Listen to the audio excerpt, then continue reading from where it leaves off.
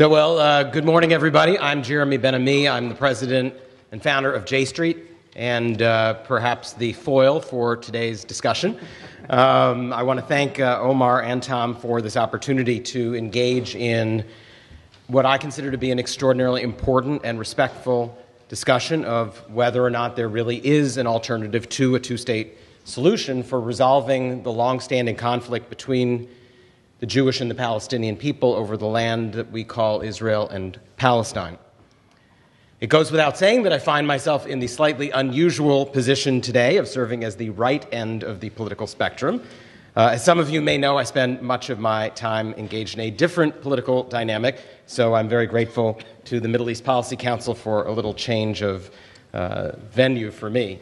Let me open up my remarks by just saying forthrightly and clearly that I am a proud and unapologetic supporter of the state of Israel and of the right of the Jewish people to a state of their own in the land of Israel. My family was among the very first Jews to return to the area in the 1880s. They fled persecution in Russia, and they sought to rebuild the home of the Jewish people in the land of Israel that their ancestors had dreamed of and longed for centuries.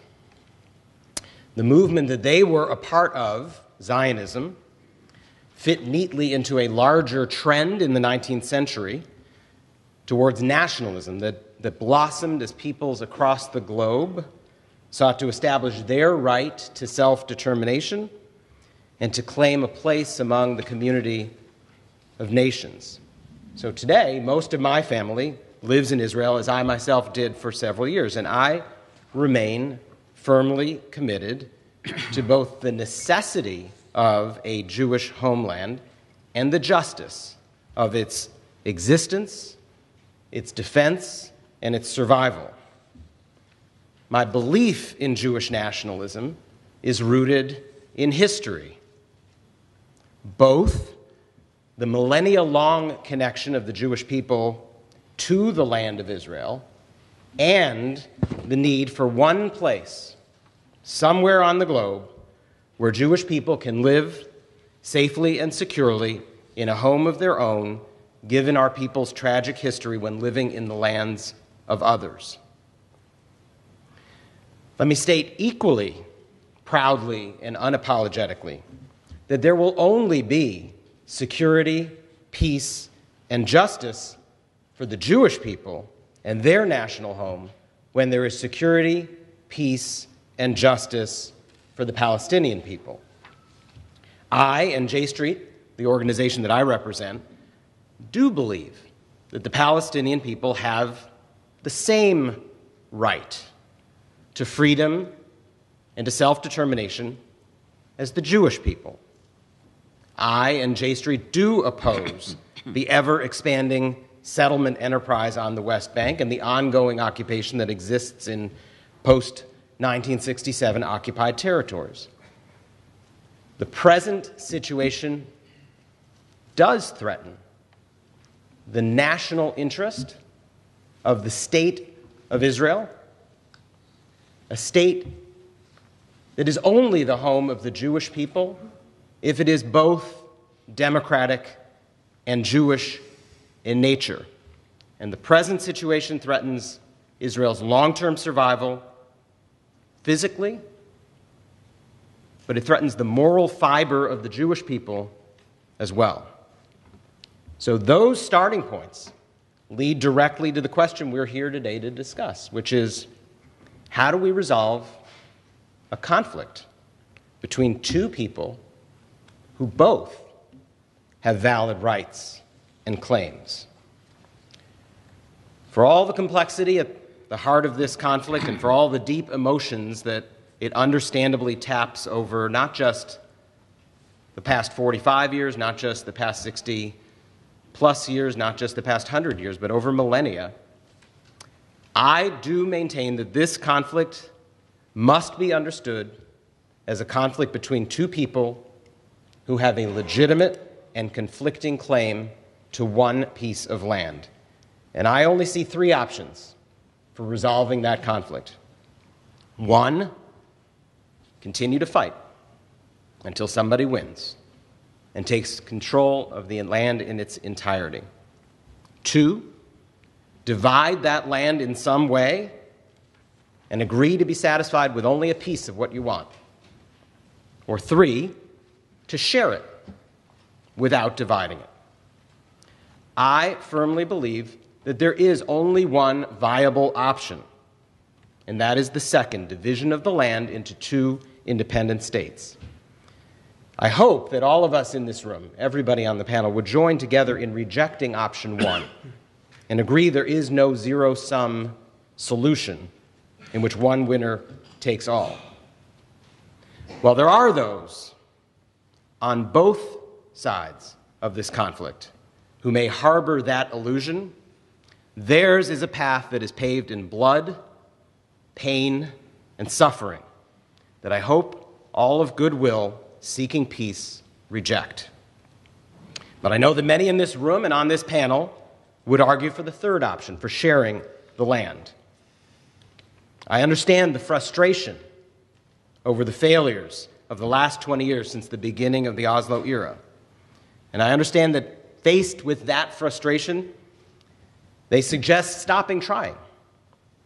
Don't try to divide what can't be divided. Start figuring out how to live together as one big, happy family in one big, binational state. Let me just note that on my right, politically as well, there's growing interest in exactly that, in a one-state outcome, but for different reasons. In the version of one state supported by the settler leaders whom we all oppose, and by Israel's most right-wing politicians, all those from the Jordan River to the Mediterranean Sea would become part of one big state, but they wouldn't share equal rights. I'll assume for the sake of discussion here, and I've heard that this morning, that those on the panel with me are only considering one-state options that incorporate having equal rights, regardless of race, religion, and background. And I do understand, Professor Lustig, why this one-state model has some attraction, especially for American liberals who've become used to lauding the development in our own nation of an increasingly multi-ethnic and multicultural society. If we all manage to get along here in America, surely Israelis and Palestinians, Jews and Arabs can get along just fine in some imaginary single state. Let's call it Israeltine. I don't view this as a solution. I don't call this a one-state solution. I regard it instead as the perpetuation of a one-state nightmare. And a quick review of the political trends in recent history around the world shows we're moving away from and not toward some form of humanist utopia. Look at the former Yugoslavia, which split into 7 separate nations amid a frenzy of bloodshed and ethnic cleansing. Look at Belgium, where French and Flemish-speaking Belgians are barely on speaking terms. Or at Spain, where Catalans are joining hands in a human chain 250 miles long to demand independence. Czechs and Slovaks recently agreed to go their own separate ways. Even the Scots want out of the United Kingdom. And then there's the Middle East, where the fabric of multinational coexistence, which was enforced for centuries by the Ottomans and more recently by military strongmen, is violently unraveling before our eyes. Lebanon is torn between Shiites and Sunnis, Christians and Druze, barely hanging together. Iraq remains tormented by bloody terrorist attacks. Egypt's Coptic minority is the frequent target of attacks, and of course Syria has disintegrated into an all-out civil war. Forcing a roughly equal number of Jews and Palestinians to coexist in one state and to compete for political power, economic resources, and overall control is not a solution. It's a formula for similar tension, conflict, and bloodshed.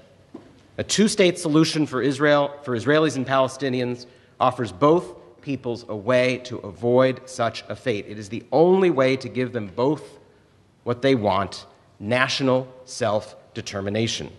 And I, again, understand the deep frustration over a generation now of trying to reach a diplomatic solution. And believe me, I also understand the lack of belief that the present Israeli government intends in good faith to end this conflict, but I don't buy the notion that the obstacles in the path of getting to the goal of a two-state solution mean that the destination itself is wrong. To my mind, the right answer is to redouble our efforts to remove those obstacles so we can reach our goal. And I'm pleased to say that with the energy and determination that is being brought today to the cause by Secretary Kerry, there is reason for renewed optimism.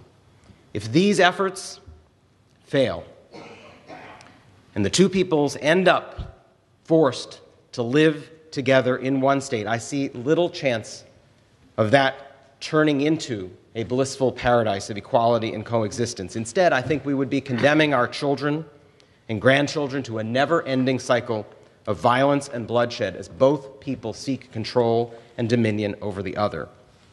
I look forward in the coming discussion to understanding better how those who promote a one-state future propose to deal with the practical issues, such as establishing the political rules of engagement in such a state.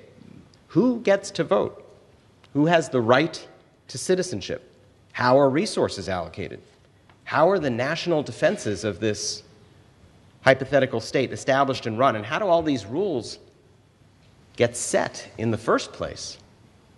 Wouldn't the negotiations over establishing such a system be at least as complex and even less likely to succeed than the negotiations over a two-state solution?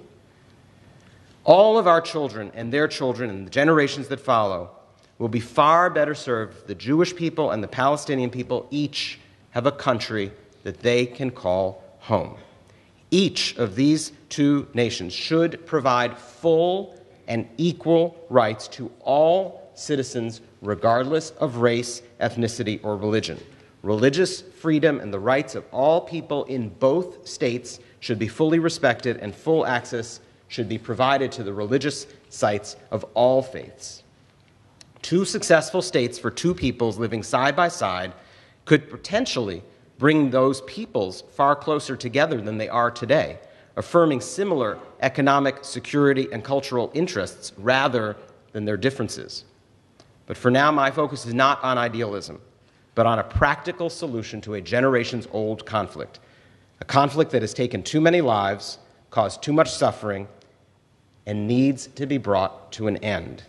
And the only sustainable, long-term resolution to this conflict is one that meets the most basic requirements of both parties: security and independence from one another and self-determination. I understand that the bottom line for the Palestinian people in any resolution is that their rights must be recognized and respected, and wounds must be healed. In particular, that means a just and agreed resolution to the refugee issue. But I ask in return that the bottom line for the Jewish people be recognized and respected as well. And that is that the security and survival of a national home for the Jewish people in the land of Israel be recognized and guaranteed. And that will only happen through a two-state solution. Anything else is not a formula for resolving the conflict, but for perpetuating it. Thank you.